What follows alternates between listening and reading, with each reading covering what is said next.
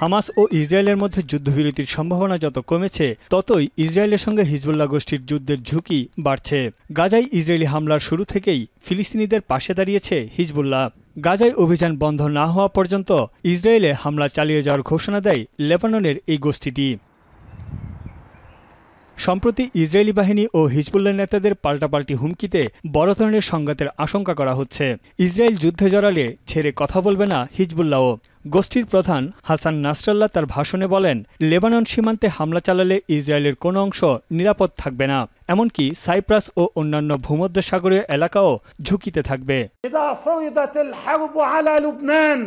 فإن المقاومة ستقاتل بلا ضوابط وبلا قواعد وبلا স্বাস্থ্য এবং স্বাদের মধ্যে চমৎকার একটা ব্যালেন্স করে পীর প্রিমিয়াম আয়োডাইজড লবণ।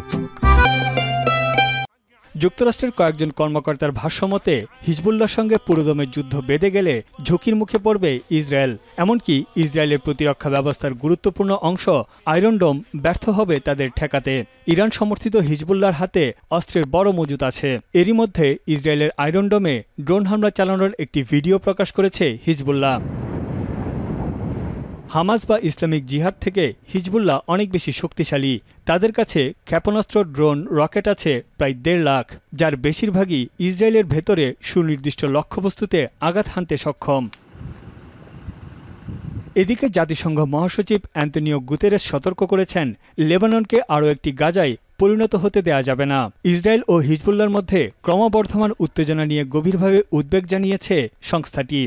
Escalation in continued exchanges of fire and escalation in bellicose rhetoric from both sides, as if an all-out war was imminent.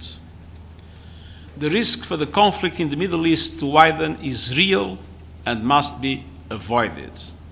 বিশ্লেষকরা বলছেন, ইসরায়েল ও হিজবুল্লাহ গোষ্ঠী উভয় পক্ষের জন্যই এই পরিস্থিতি বিপজ্জনক হতে পারে। ইসরায়েল ও লেবানন সীমান্তে পাল্টাপাল্টি হামলা সংঘাতের ঝুঁকি বাড়িয়ে তুলছে। তানভীর জনি, এখন বিশ্ব।